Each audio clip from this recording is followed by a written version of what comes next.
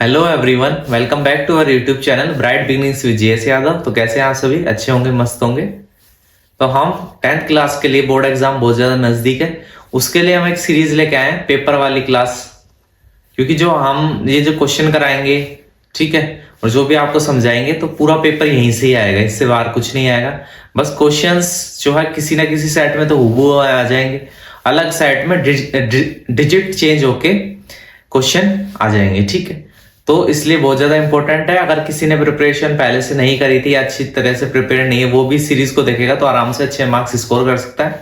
जिसने पहले से प्रिपेयर कर रखा है उसके लिए बूस्टअप हो जाएगा, रिवीजन क्लास हो जाएगी और भी अच्छे मार्क्स स्कोर करेगा, ठीक है। हम कंटिन्यू लेके चलेंगे, ठीक है। हम ऐसा नहीं कि पूरे एक ही दिन में करा देंगे सारे। पहले हम क्या करेंगे, धीरे धीरे धीरे धीरे, गैप है अभी पेपर में तो उसी हिसाब से थोड़ा थोड़ा थोड़ा करके करवाते रहेंगे, दो दो तीन तीन चैप्टर एक ही दिन में, ताकि आपको अच्छी तरह बेनिफिट मिले। एक ही दिन में सारे चैप्टर करवा देंगे तो क्या होगा, जो बहुत ज्यादा घोच पोच हो जाएगा और फिर कम क्वेश्चन हो पाएंगे, क्योंकि टाइम जो है वो लिमिटेड हो जाएगा, तो क्वेश्चन इतने नहीं हो पाएंगे। इसलिए एक दिन में दो दो तीन तीन टॉपिक, ठीक है, लेके चलेंगे तो क्वेश्चंस भी आराम से समझ में आ जाएंगे आपको और काफी हेल्पफुल होगा। और लास्ट में एक बार पूरा कंपाइलेशन भी करवा देंगे, ठीक है, तो क्लियर होगा। तो इसलिए बहुत ज्यादा इंपॉर्टेंट सीरीज है, तो इस सीरीज को सब कहीं फैला दो कि हमारे चैनल पे ऐसी सीरीज स्टार्ट हो गई है। क्योंकि पेपर जो है मैक्सिमम हम यही टारगेट कर रहे हैं कि हर एक क्वेश्चन यहीं से कवर हो जाए, ठीक है। तो आइए स्टार्ट करते हैं। पहले हम शुरुआत करेंगे फर्स्ट चैप्टर, ऐसे कंटिन्यू लेके चलते हैं, ठीक है। ठीक है, तो इस चैप्टर में जो जो अपने टॉपिक में है क्वेश्चन, अभी हमारे पास टाइम नहीं है कि एक चीज को डिस्कस करने का, तो जो एग्जाम ओरिएंटेड है ना वो चीजें लेके चलेंगे। चैप्टर 1 है रियल नंबर, उसमें सबसे पहले हमें देखना है कि फंडामेंटल थ्योरम ऑफ अरिथमेटिक्स से रिलेटेड। अब फंडामेंटल थ्योरम ऑफ अरिथमेटिक्स में हमें क्या क्या दे रखा है, अगर देखो कोई भी कंपोजिट नंबर होगा, ठीक है, उसको हम फैक्टराइज करेंगे प्राइम फैक्टर्स में। तो जो फैक्टर्स होंगे वो कैसे होंगे, यूनिक होंगे। अब ये कहना क्या चाह रही है, मैं बहुत ही शॉर्टली बताऊंगा आपको बस, ठीक है, उसके बाद डायरेक्ट क्वेश्चन पे आएंगे, ठीक है। ताकि मैं इसलिए बता रहा हूं कि बाई चांस इससे एक नंबर से रिलेटेड एमसीक्यू आ जाए ना तो आपको आइडिया हो जाए, ठीक है। इसीलिए थोड़ा बता रहा हूं मैं कि क्या कहती है फंडामेंटल थ्योरम ऑफ अरिथमेटिक। ये कहती है कि कोई भी कोई भी कंपोजिट नंबर है पी, ठीक है, उसको हम फैक्टर्स करेंगे उसके, तो वो फैक्टर्स कैसे होंगे, यूनिक होंगे। और फैक्टर कैसे होंगे, प्राइम फैक्टर, ठीक है, तो वो क्या होंगे, यूनिक होंगे, ठीक है। इररेस्पेक्टिव ऑफ देयर ऑर्डर, उनका ऑर्डर चेंज हो सकता है, लेकिन ऑर्डर भी कब चेंज नहीं होगा, जब हम सबको असेंडिंग ऑर्डर में ही अरेंज करें, ठीक है। ये जो चीज है ये हम इसी फैक्टराइजेशन मेथड से एचसीएफ एलसीएम फाइंड आउट करेंगे, ये हमारे टॉपिक में है, ठीक है, क्लियर। तो सबसे पहले आते हैं आप टॉपिक पे ही। सबसे पहले तो फर्स्ट मैं दोनों चीजें एचसीएफ और एलसीएम निकालना एक ही क्वेश्चन से समझा देता हूं। अब ये टाइम नहीं है कि एचसीएफ और एलसीएम के बारे में। देखो, एचसीएफ होता है लीस्ट कॉमन मल्टीपल, ठीक है। एलसीएम एचसीएफ होता है हाईएस्ट कॉमन फैक्टर। क्लियर हो गया होगा एलसीएम और एचसीएफ में। अब क्वेश्चन लेते हैं एक एचसीएफ और एलसीएम निकालने का, ठीक है। सबसे पहले एक चीज मैं दिखा देता हूं, प्राइम फैक्टर करने सिखा देता हूं, ठीक है। सबसे पहले प्राइम फैक्टर कैसे करेंगे ये देख लो। पहला एक क्वेश्चन लेते हैं, क्वेश्चन है 140, ठीक है, 140। प्राइम फैक्टर करने का मतलब ये है, इसको फैक्टराइजेशन करना है, तो देखो ऐसे फैक्टराइजेशन करना है आपको। सबसे पहले लीस्ट कॉमन जो है नंबर ले, ठीक है, लीस्ट नंबर लेना, 2 से स्टार्ट होना, 2 से चला जाएगा, 2 7 14। क्लियर हो गया है, वापिस 2 से चला गया, क्लियर। यहां से अब यहां देखो 3 से 2 से नहीं जाएगा, 3 से नहीं, 4 से नहीं, 5 से चला जाएगा, क्लियर। ये क्या कर दिया हमने, प्राइम फैक्टर्स कर दिए इसके सारे, क्लियर हो गया यहाँ पे। अब देखो इनको कैसे लिखेंगे, 2 इंटू कौन कौन से डिजिट काम में आई है उनको ऐसे मल्टीप्लाई में लिख दो। देखो अब 2 कितनी बार आया, 2 बार, तो 2 की पावर 2 हो जाएगी 1 और इसको फिर ऐसे भी लिख सकते हैं 2 की पावर 2 5 एंड 7, क्योंकि 1 पावर होती है तो एज इट इज भी लिख सकते हैं। तो फैक्टर करना होगा, कैसे प्राइम फैक्टर करेंगे, क्वेश्चन क्लियर है। एक ऐसे ही थोड़ा सा इससे टिपिकल क्वेश्चन लेते हैं, देखो, ठीक है। क्वेश्चन है 5005, ठीक है, 5005। अब देखो इसको फैक्टर करेंगे 5005, ठीक है। अब देखो इसको 5 आ रहा है लास्ट में यूनिट डिजिट पे, तो 5 से हो जाएगा, तो 5 से करेंगे, देखो ये 1 हो गया, क्लियर। यहां से। अब ये 7 से करेंगे इसको, देखो 7 4 जो 20, तो फिर 7 7 3 जो 20। क्लियर है यहां तक? ठीक है, समझ में आ गया होगा। अब देखो उसके बाद आया 143। अब इसको 11 से करेंगे। 11 1 जा 11, 11 3 जा 33, उसके बाद 13 से कर देंगे। क्लियर हो गया? ठीक है, अब इनको लिखने का तरीका ऐसे 5 इंटू 7 इंटू 11 इंटू 3। ठीक है, सबकी पावर 1 1 है। क्लियर? प्राइम फैक्टर करने आ गए होंगे। इसका थर्ड पार्ट लेते हैं 7 4 2 9। ठीक है, अब इसको प्राइम फैक्टराइजेशन करेंगे 7 4 2 9। अब इसको चेक करेंगे 2 से करेंगे, यूनिट डिजिट 9 है, 2 से तो नहीं होगा। ठीक है, 3 से देखेंगे, 3 से इनका सम करके देख लो, ये 3 से 9 तो चला जाएगा। ठीक है, उसके बाद 4 और 2 6 चला जाएगा, लेकिन 7 करेंगे तो ये एक रिमाइंडर हो जाएगा, 3 से नहीं जाएगा। फिर 4 से देखेंगे, 4 से भी नहीं जाएगा, 5 से नहीं जाएगा, 6 से भी नहीं जाएगा। ठीक है, तो ऐसे चेक करते करते हम पहुंचेंगे किस पे। आपको टेबल याद है तो फिर डायरेक्ट कर सकते हो, 17 से हो जाएगा। ठीक है, क्लियर होगा कैसे चेक करते करते जाना है। उसके बाद 17 के टेबल से करेंगे तो ये देखो 17 4 जा, ठीक है, 17 4 जा 68, उसके बाद 17 3 जा, ठीक, और फिर 17 7 जा। क्लियर? यहाँ से 17 की टेबल से ऐसे कट हो जाएगा। उसके बाद वापस से चेक करेंगे, फिर ये जाएगा 19 पे। क्लियर? फिर 19 2 जा 38, ठीक है, फिर रिमेनिंग, फिर 19 3 जा 57।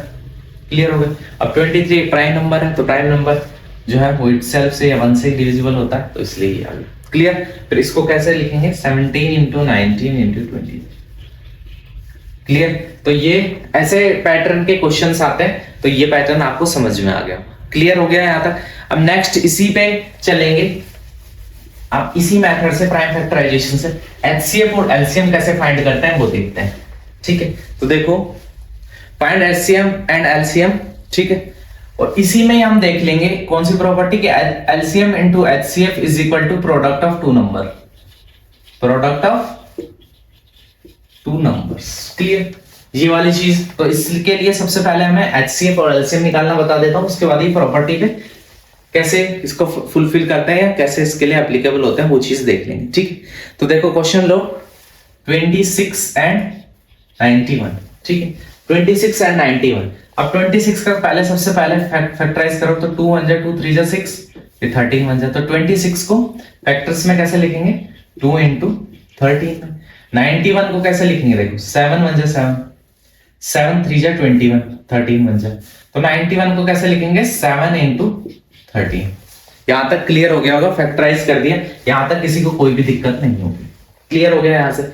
उसके बाद हम किस पे चलेंगे? एलसीएम पे, लीस्ट कॉमन मल्टीपल। आप देखो एलसीएम में क्या देखना है कि इन ऐसी ये जो एक नंबर है इसकी कोई भी ये प्राइम फैक्टर है, इसका हाईएस्ट पावर है वो लेनी है अपन को।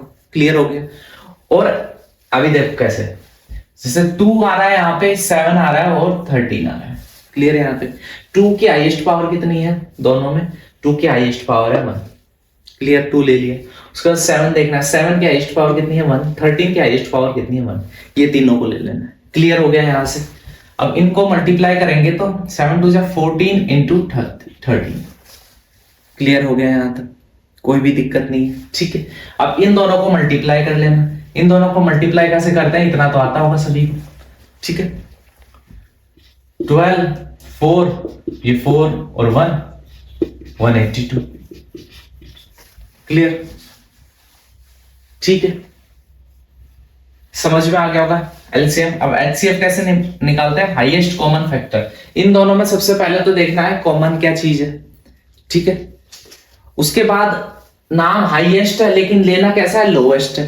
मतलब कि जैसे कॉमन 13 13 है दोनों में, मान लो कि यहाँ पे होता 13 स्क्वायर, 13 की पावर 2, मतलब 13 इंटू 13 वो 13 2, और यहाँ पर 13 की पावर 1, तो इसका एचसीएफ हो जाता 13। क्यों हो जाता? क्योंकि नाम तो हाईएस्ट कॉमन फैक्टर, लेकिन दोनों में कॉमन जो हो रहा है उसकी लिस्ट पावर हमें लेनी है। लेकिन यहाँ पे तो देखो, यहाँ पे कॉमन क्या है? 13, दोनों की पावर क्या है? 1, तो इसलिए क्या हो जाएगा? 13। क्लियर हो गया? चीज समझ में आ गई होगी? नहीं आई तो देखो नेक्स्ट क्वेश्चन पे समझ लो। देखो नेक्स्ट क्वेश्चन है 510 एंड 92। ठीक है, अब ऐसे 510 510 को करेंगे, ठीक। देखो 2 से करेंगे, 2 4 जा, ठीक है, 2 5 जा, 2 5 जा, उसके बाद 5 है तो ये 5 से जाएगा, 5 9 जा 45, 5 1 जा 5, ठीक है। उसके बाद देखो 7 7 7 3 जा 21 13, क्लियर। अब 510 को कैसे लिख सकते हैं, 2 इंटू 5 इंटू 7 इंटू 13, क्लियर। उसके बाद देखो 92, 2 4 जा 8, 2 6 जा 12, 2 2 जा 2 3 जा 6, 23 बन जा। अब देखो 92 को 2 इंटू 23 लिख सकते हैं, देखो दोनों की फेस सेम है और पावर कितनी होगी 2, क्लियर हो गया। दोनों अक्षर समान है, सेम लिख दिए और 2 बार आए इसलिए पावर 2 हो गई। यहाँ तक क्लियर हो गया होगा, क्लियर। सबसे पहले निकालते हैं एलसीएम। अब एलसीएम में मैंने क्या बताया, कौन कौन से डिजिट काम में आ रहे हैं, दोनों में 2 आ रहे हैं, 2 5 7 13 और 23। कौन कौन से आ रहे हैं, 2 5 7 13 और 23 कॉमन। लीस्ट कॉमन मल्टीपल में मैंने क्या बताया, दोनों में देख के कोई भी नंबर अगर कॉमन आ रहा है तो उसके हाईएस्ट पावर ले लो। 2 यहाँ पे 1 है, यहाँ पे 2 है, 2 की हाईएस्ट पावर 2 ले ली। उसके बाद देखो 5 1 है, 7 1 है, सारे 1 है, ठीक है। 2 की पावर हाईएस्ट को 2 का square 4 into 5 into 7 into 13 into 23, clear. 5 4 जो 20, 7 3 जो 21 91 और ये 23, ठीक है। अब इन तीनों डिजिट को आराम से इजीली मल्टीप्लाई कर सकते हैं, इतना कोई टिपिकल नहीं है। 2 को मल्टीप्लाई कर 3 4 460 आ जाएगा, उसको 91 से इजीली हो जाएगा। अब समझ गए होंगे तरीका। अब मैं डायरेक्ट एलसीएम तो ये हो गया था, अब मैं एचसीएफ बता देता हूँ इसका। देखो अब एचसीएफ कैसे निकालेंगे, देखो हाईएस्ट कॉमन मल्टीपल। अब हाईएस्ट में मैंने क्या बोला था, पहले तो ये देखो कौन सा नंबर जो है कॉमन है। देखो दोनों में कॉमन कौन सा 2 है, लेकिन मैंने क्या बोला था कि एचसीएफ में लीस्ट पावर लेंगे, कॉमन भी हो लेकिन पावर लीस्ट हो, मतलब दोनों के पास होनी चाहिए वो चीज और उतनी ही पावर में होनी चाहिए। तो देखो यहाँ पे 2 की पावर 1 है और यहाँ पे 2 की पावर 2 है, तो एचसीएफ क्या आएगा, 2 की पावर 1 मतलब 2 आएगा। क्यों आएगा, क्योंकि 2 की पावर 1 इसके पास है लेकिन इसके पास 2 है, लेकिन हमें दोनों के पास जो कॉमन है वही चाहिए, तो इसलिए 2 आ गया। क्लियर हो गया होगा ये क्वेश्चन। ये वाले पैटर्न के क्वेश्चन आएंगे तो आप इजीली सॉल्व आउट कर सकते हैं, ठीक है। अब इसी क्वेश्चंस में मैं आपको बताता हूं कि कैसे हमें HCF into LCM is equal to product of 2 number लगाना है, ठीक। कैसे, अब देखो क्वेश्चन लेता हूं फिर आपको एक्सप्लेन करता हूं कैसे, ठीक है। मानो क्वेश्चन था, क्या क्वेश्चन था कि 336 है और है 54, क्लियर। तो देखो इसको फैक्टराइज करेंगे तो 336, ठीक है। इसमें भी क्या करेंगे, प्राइम फैक्टराइजेशन 2 से करेंगे, 2 1 जा 2 6 जा 12, 2 8 जा 16, फिर 2 8 जा 16, 2 4 जा 8, 2 4 जा 8, 2 2 जा 4, ठीक है। 3 7 जा 21, 7 7, क्लियर। तो इसको 336 को आप लिख दोगे 2 इंटू 3 इंटू 7। अब देखो 2 की पावर कितनी है, 1 2 3 4, तो 2 की पावर 4, ठीक है। ऐसे 54 को करो, 54 को लास्ट यूनिट डिजिट कैसी है, प्राइम इवन है, ठीक है। तो वो 2 से डिविजिबल हो जाएगा, तो 2 से डिविजिबल हो जाएगा तो क्या 2 2 जा 4, 2 7 जा 14, ठीक है। फिर 3 9 जा 27, 3 3 जा 3 1 जा। तो देखो 54 में कौन कौन से डिजिट काम में है, 2 और 3। 2 की पावर 1 है, 3 कितनी बार 1 2 3, यहां तक हो गया वो, क्लियर, समझ में आ गया। अब इसका सबसे पहले निकालेंगे, क्या निकालेंगे, एलसीएम, लीस्ट कॉमन मल्टीपल, ठीक है। कौन कौन से नंबर काम में है, 2 आया, 3 आया और 7 आया, यहां तक क्लियर। 2 की पावर देखो हाईएस्ट 2 की पावर कितनी है, 4 है, ठीक है। 3 की पावर हाईएस्ट कितनी है, 3 है। 7 की पावर कितनी, अगर बोल दे कि एलसीएम है ना वो प्राइम फैक्टर्स में निकाल के दिखाओ तो यहाँ पे छोड़ दोगे तो भी, लेकिन प्रॉपर अगर डिजिट्स में निकालना है तो देखो 2 की पावर 4, 2 की पावर 4 कितना होता है, 2 की पावर 4 का मतलब है 2 को 4 टाइम्स मल्टीप्लाई कर लो, तो 4 टाइम्स मल्टीप्लाई करोगे कितना आ जाएगा 16, 3 को 3 टाइम करोगे 27, ठीक है, उसको बाद 7 से। अब इन तीनों को जब मल्टीप्लाई करोगे तो कितना आ जाएगा, इसमें आ जाएगा 3024, ठीक है। यहां तक क्लियर हो गया, ठीक है। एलसीएम कैसे फाइंड आउट, अब इसी में क्या फाइंड करेंगे, एचसीएफ, हाईएस्ट कॉमन मल्टीपल, ठीक है। तो देखो इन दोनों में कॉमन कौन से है, 2 भी कॉमन है, 3 भी कॉमन है, ठीक है। उसके बाद मैंने क्या बोला था, एचसीएफ में देखना होता है कम पावर कितनी है। देखो यहाँ पे 2 की पावर 1 है, यहाँ पे 2 की पावर 4 है, मतलब 2 की पावर 1, ठीक है। यहाँ पे 3 की पावर 1 है, 3 की पावर 3 है, 3 की पावर 1, ठीक है। तो कितना हो जाएगा 3 2 इंटू 3 6, तो HCF क्या आ गया, ये LCM आ गया, ठीक है। अब ये चीज हमें क्या कहती है कि LCM into HCF is equal to product of two number. देखो LCM आया ये, HCF आया ये, और दो नंबर क्या थे 336 into 54, ठीक है। दोनों ये सेम आने चाहिए, ठीक है। अब देखो इसको मल्टीप्लाई करेंगे 6 से, 6 4 जा 24, ठीक है, 6 2 जा 12 14, 6 3 जा 18, ठीक है, तो ये आएगा,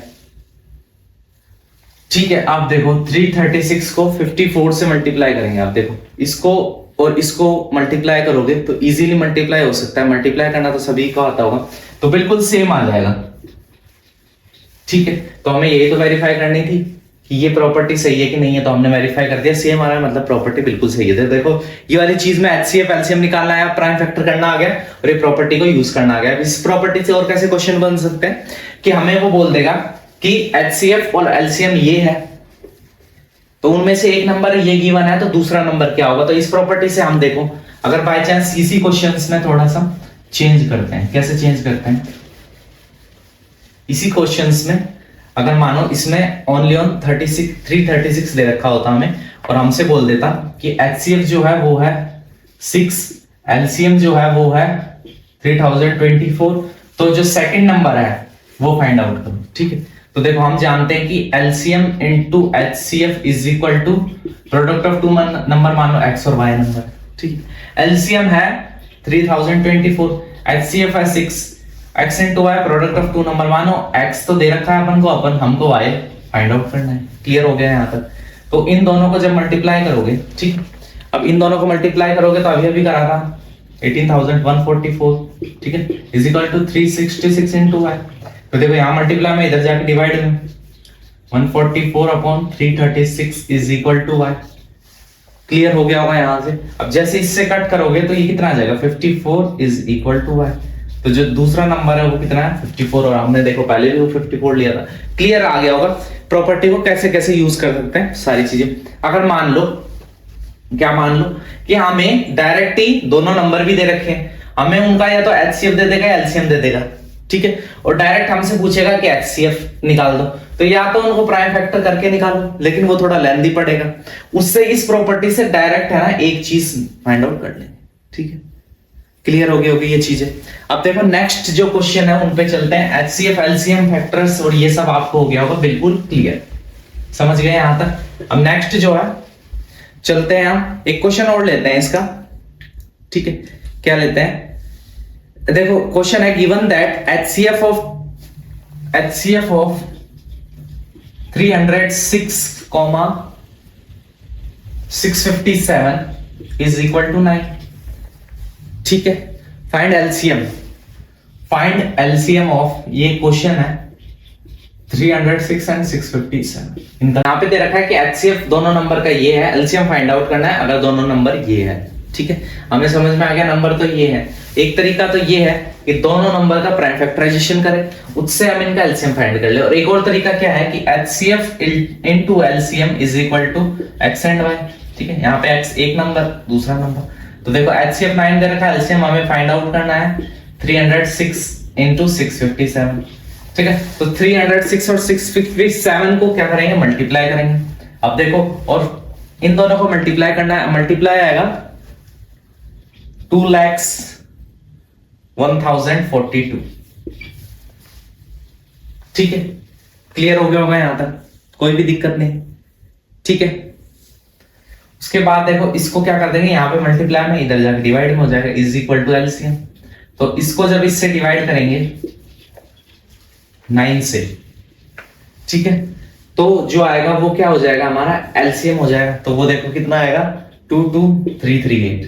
अब देखो 22338 22,336 आता, तो ये LCM अगर हम इन दोनों से फैक्टराइजेशन करके निकालते तो कितना लेंथी हो जाता, तो इससे इजीली हो गया, इसलिए ये वाला मेथड आ गया। अब इसका लास्ट क्वेश्चन देखेंगे, फिर इस चैप्टर में जो एक और टॉपिक से क्वेश्चन बनता है, रेशनल इरेशनल, मतलब प्रूव करना है हमें कि √3 और जो अंडर रूट के नंबर्स होते हैं वो इरेशनल होते हैं, ठीक है, वो प्रूव करना है। इसमें एक क्वेश्चन और थोड़ा इंपॉर्टेंट हो जाता है, वो लैंग्वेज टाइप क्वेश्चन है। There is a circular path around a sports field, Sonia take 18 minute to drive 1 round of the field, while Ravi take 12 minutes for the same. Suppose they both start at the same point and at the same time and go in the same direction. After how many minutes will they meet again at the starting point?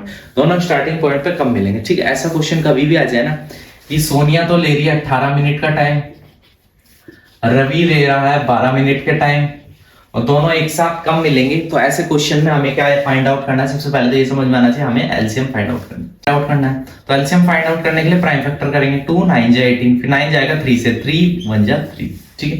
उसके बाद क्या है, एक और number है 12, 2 6 जा 12, 2 3 जा 6, 3 1 जा 3, ठीक है। तो 18 को कैसे लिख सकते हैं? 18 को लिख सकते हैं 2 into 3 नंबर आ रहे हैं, 2 की पावर 1 3 की पावर 2। उसके बाद 12 है, 12 में भी 2 और 3 ही आ रहे हैं, 2 की पावर 2 3 की पावर 1।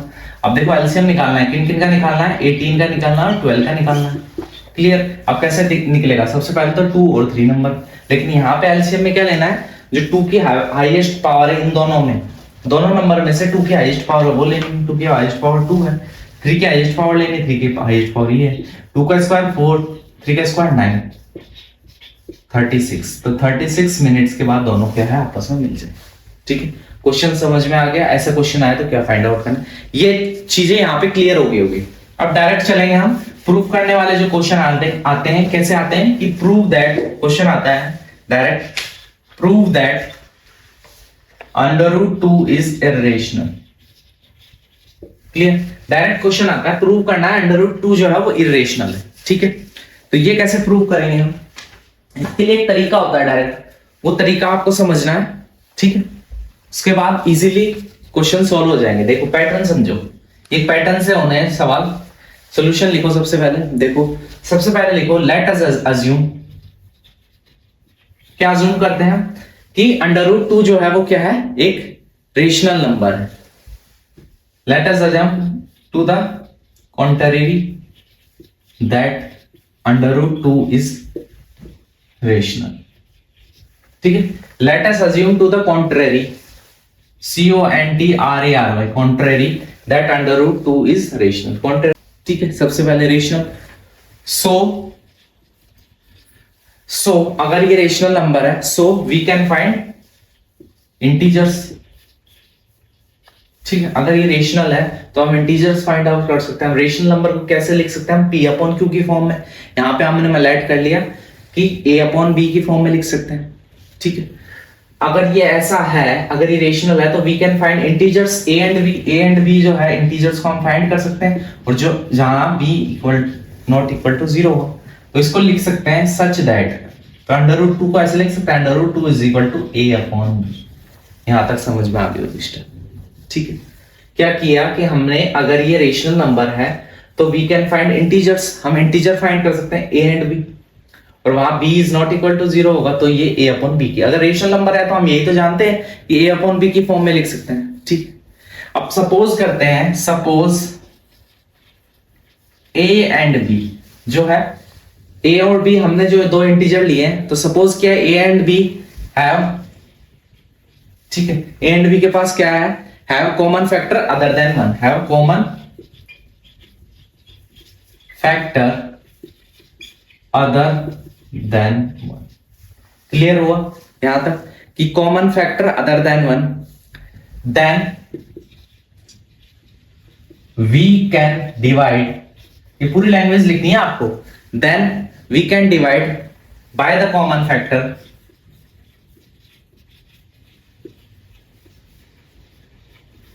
उसके बाद लिखोगे assume that A and B are coprime. देखो क्या किया हमने, सबसे पहले अज्यूम किया √2 रेशनल है, उसके बाद क्या किया, अगर रेशनल है तो A/B की फॉर्म में लिख सकते हैं, और A और B क्या होते हैं? इंटीजर होते हैं, B is not equal to 0, ये हमें पता है रेशनल नंबर में होता है। उसके बाद हमने सपोज किया कि मानो A और B में कुछ ना कुछ कॉमन था, एक के अलावा, 1 के अलावा कुछ ना कुछ कॉमन था उनमें, तो हमने क्या किया, उनको डिवाइड कर दिया उस कॉमन फैक्टर से, तो उन दोनों में से वो चीज कट हो गई, तो वो दोनों क्या हो गए? कोप्राइम हो गए। कोप्राइम का मतलब क्या होगा कि उन दोनों में से कुछ भी कॉमन नहीं है सिवाय 1 के, ठीक है, और सारी चीजें कट हो गई है, ठीक है। अगर कोप्राइम हो गया तो सो B √2 इज इक्वल टू, ये लिख सकते हैं, क्या किया है, B को यहां पे ट्रांसफर कर दिया बस। अगर कॉमन फैक्टर कट हो गए हैं तो कोप्राइम बचे हैं, उसके बाद इसको ऐसे लिख सकते हैं, क्लियर। अब स्क्वायरिंग बोथ साइड कर देंगे, squaring both sides and rearranging, square करके रीअरेंज कर देंगे तो देखो स्क्वायर करेंगे तो अंडर रूट 2 का square 2b square is equal to a square. यहां तक स्टेप होगी बिल्कुल क्लियर, ठीक है, यहां तक की स्टेप समझ में आ गई होगी। अब देखो देयरफॉर, अब यहां से क्या समझ में आता है अपन को, therefore a square is divisible by 2। अब ये जो a स्क्वायर है ये 2 से डिविजिबल है, यहां पे सेंड करेंगे इसको 2 को तो ये 2 से कट हो जाएगा, 2 से डिविजिबल है। क्लियर, यहां तक समझ में आ गया। अगर इक्वल कोई भी चीज किसी के इक्वल है इसका मतलब क्या है कि इसकी जो वैल्यू आएगी वही इसकी आएगी, इसमें भी 2 है तो इसमें भी 2 होगा, तो उस 2 से ये डिविजिबल होगा। Therefore a square is divisible by 2, ठीक है।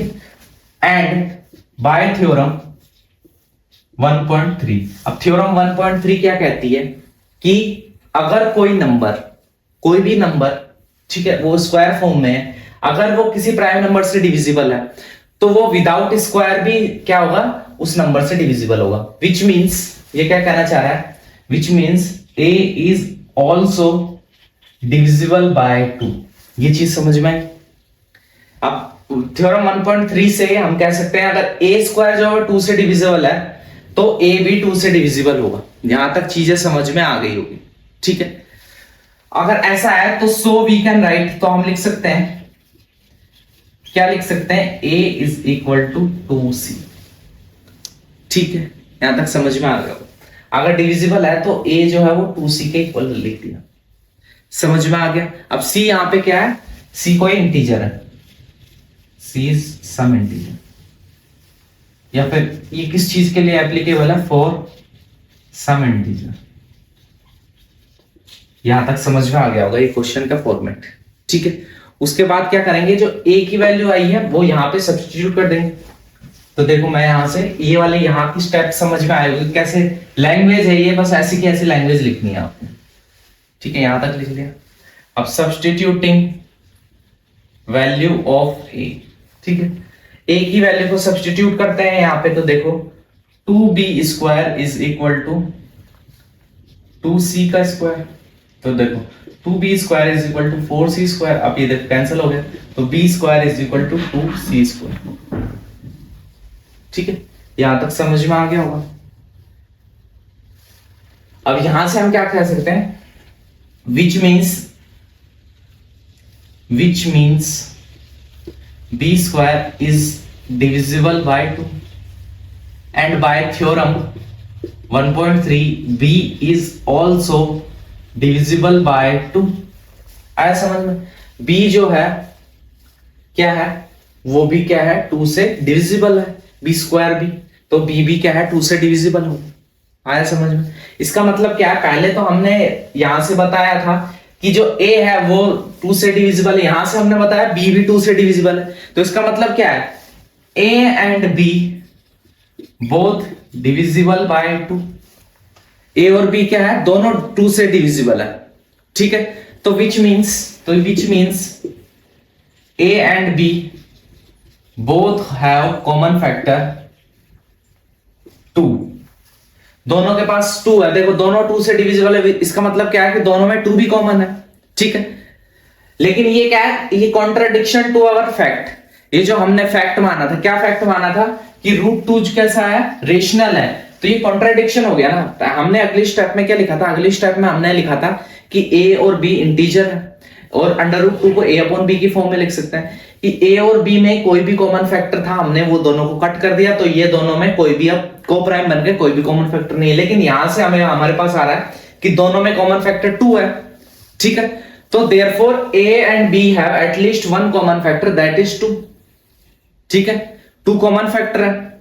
But this is contradict to our fact that a and b are coprime. इसका मतलब क्या है कि a और b जो है वो को-प्राइम नहीं है, ठीक है। दिस कॉन्ट्रडिक्शन अराइजेस, अब ये कॉन्ट्रडिक्शन क्यों आया, this contradiction arises because of our wrong assumption. हमने गलत अजम्पशन किया, क्या अजम्पशन किया था कि √2 कैसा रेशनल नंबर है, तो हम लिख देंगे hence √2 is irrational number.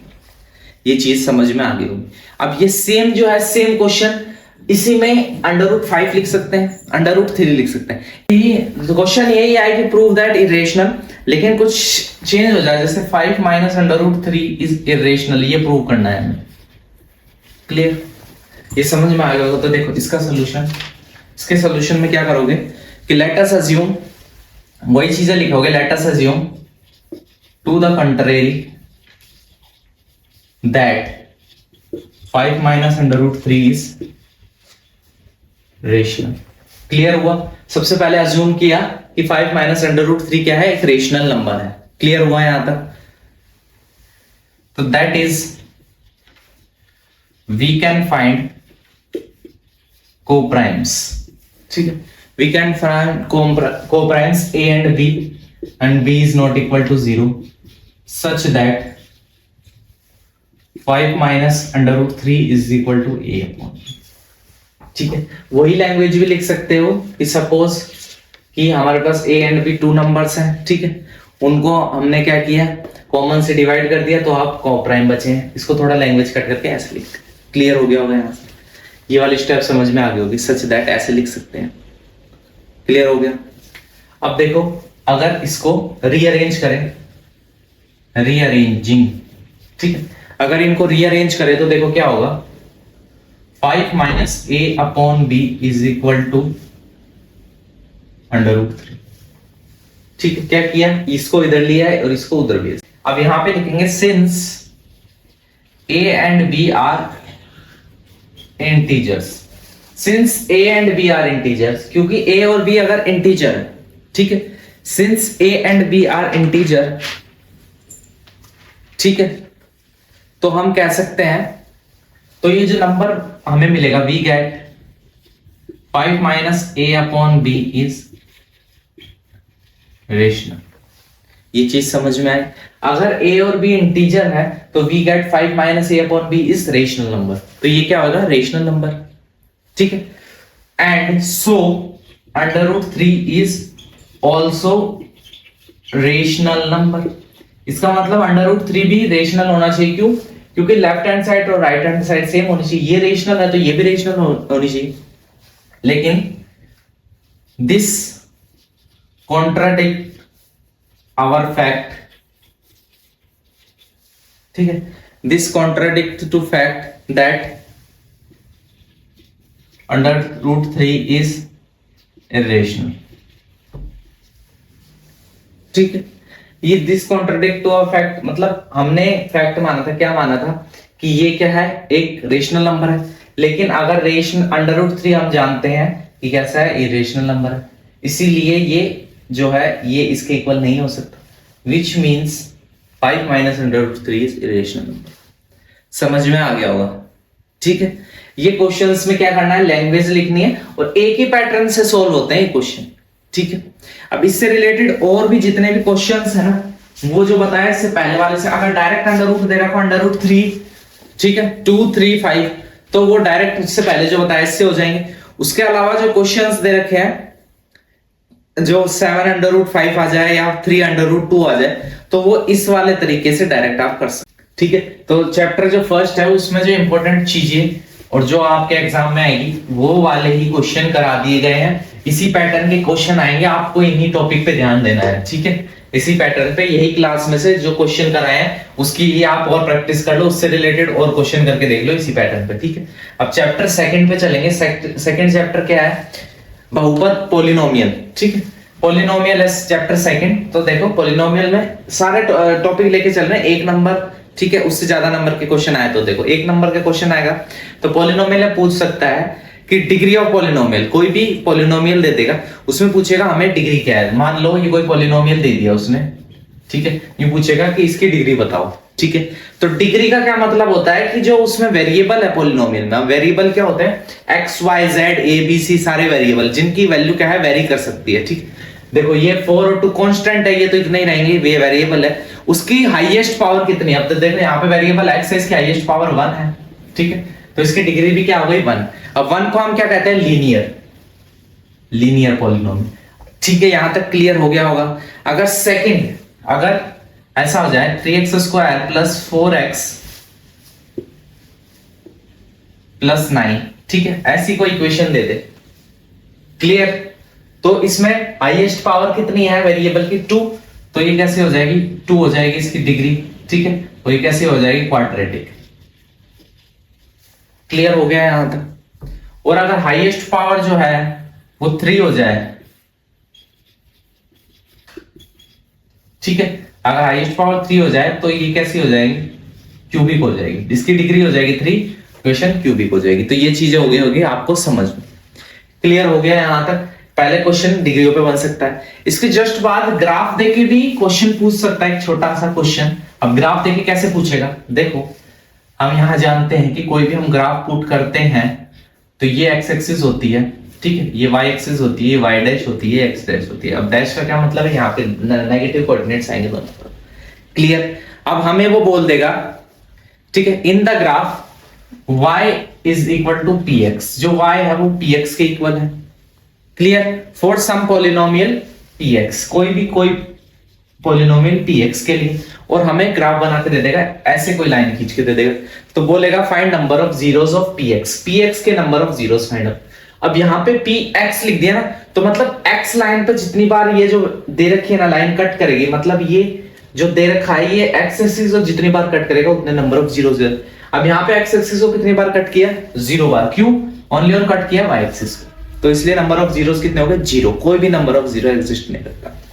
Second, same ऐसे ही x y, ठीक है, यही इक्वेशन है, और ऐसे दे दें हमें, ठीक है, तो नंबर ऑफ जीरोस कितने हो गए, कितनी जगह कट करना, 1 और 2, तो नंबर ऑफ जीरोस कितने हो गए, ठीक है। अब हमें सबसे मेन किस पे फोकस करना है, इस पे। अगर हमें जस्ट चेंज करके x is equal to P Y दे दे, ठीक है, ठीक है, ऐसे क्लियर आया। अब पी वाई का क्या मतलब है कि अब हमें चेक करना है कि y एक्सिस पे कितनी बार कट करेगा, ठीक है, क्लियर हो। अब देखो y एक्सिस पे कितनी बार कट किया, 1 2 3, तो नंबर ऑफ जीरोस कितना होगा। क्लियर हुई चीज है, मैं क्या समझाना चाह रहा हूं। मेन सबसे पहला टारगेट होगा कि ये जो पॉलिनोमियल दे रखा है इस पे x दे रखा है, तो x एक्सिस पे देखो कितनी बार कट कर रखा है। अगर y दे रखा है तो y एक्सिस पे देखो कितनी बार कट करना, वो हो जाएंगे नंबर ऑफ जीरोस। छोटे शॉर्ट आंसर टाइप क्वेश्चन आएंगे, ऐसे आपको आइडेंटिफाई करना है। क्लियर होगी चीजें, ठीक है।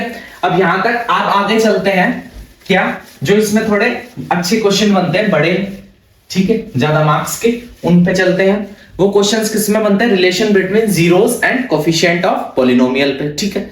तो सबसे पहले हमें general form of quadratic equation पता होनी चाहिए। जनरल फॉर्म क्वाड्रेटिक इक्वेशन की जनरल फॉर्म क्या होती है, तो देखो px is equal to ax square plus bx plus c where a is not equal to 0, क्योंकि अगर a 0 के इक्वल हो गया तो डिग्री चेंज हो जाएगी, ठीक है, क्लियर। यहां पे जनरल फॉर्म पता होनी चाहिए, ठीक है। उसके बाद हमें सम ऑफ जीरोस, अब 2 जीरो क्या होते हैं, अल्फा और बीटा।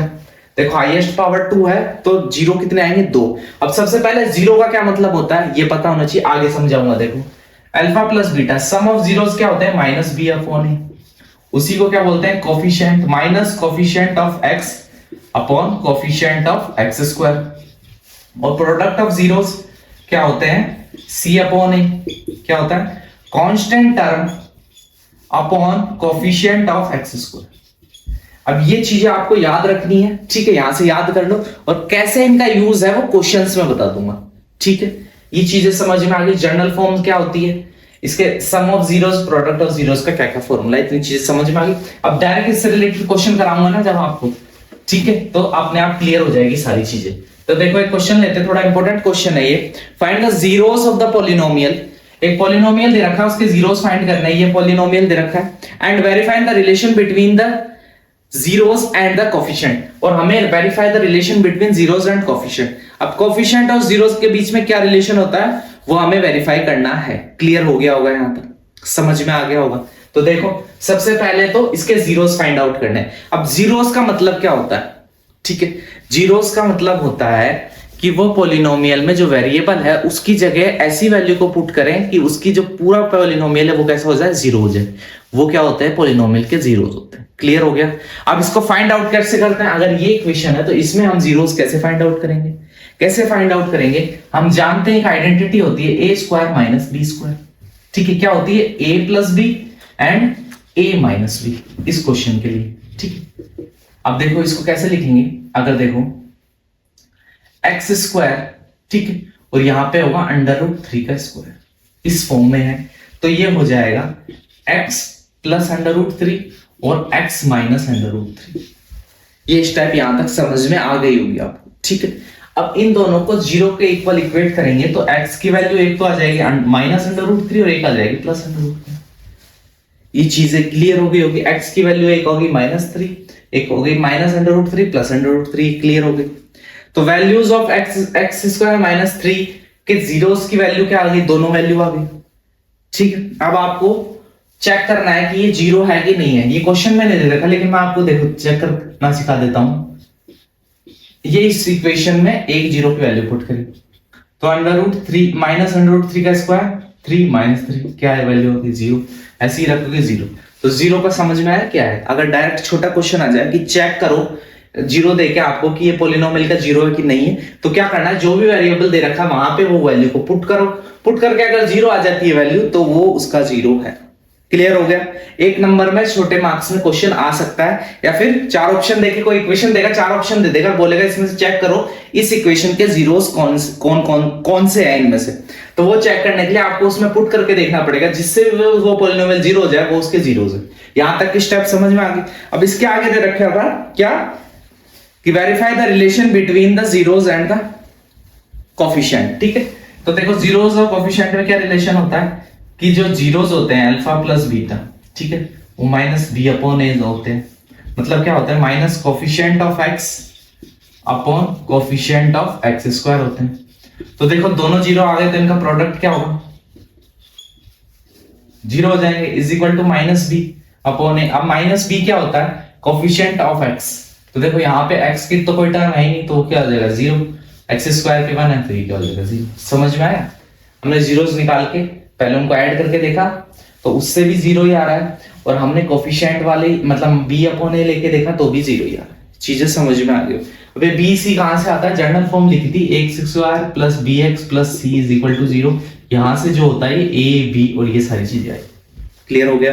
अगर ये चीजें याद नहीं रहती, coefficient of x upon coefficient of x square, अगर प्रोडक्ट निकालना है तो product of 2 zeros is equal to minus √3 into √3, ठीक है। दोनों को मल्टीप्लाई करेंगे -3 आ जाएगा, ठीक है। और बाय फॉर्मूला c अपॉन ए या फिर constant term upon coefficient of x square. अब कांस्टेंट टर्म देखो क्या है यहाँ पे -3, कोफिशिएंट ऑफ x स्क्वायर कितना है 1, तो ये -3 आ गया। चीजें क्लियर हो गई, समझ में आ गया यहां तक, ठीक है। तो ये वाले टाइप के क्वेश्चंस भी समझ में आ गए होंगे आपको, ठीक है, क्लियर। अब देखो नेक्स्ट पैटर्न के क्वेश्चंस पे चलते हैं।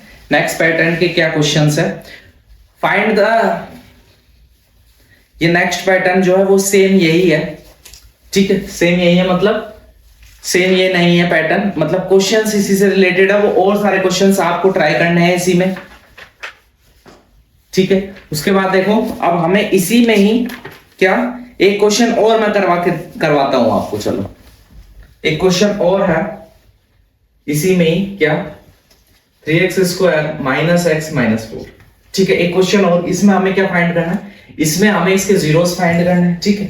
और फिर हमें वही कि वो वेरीफाई करना है relation between zeros and coefficient of polynomial, ठीक है। पॉलिनोमियल के जो भी कोफिशिएंट है उनमें जो भी रिलेशन है कोफिशिएंट में वो हमें वेरीफाई करना है। तो सबसे पहले तो इसके जीरोस फाइंड आउट करने हैं, ठीक है। अब जीरोस इसको कैसे फाइंड आउट करेंगे, फैक्टराइजेशन मेथड से।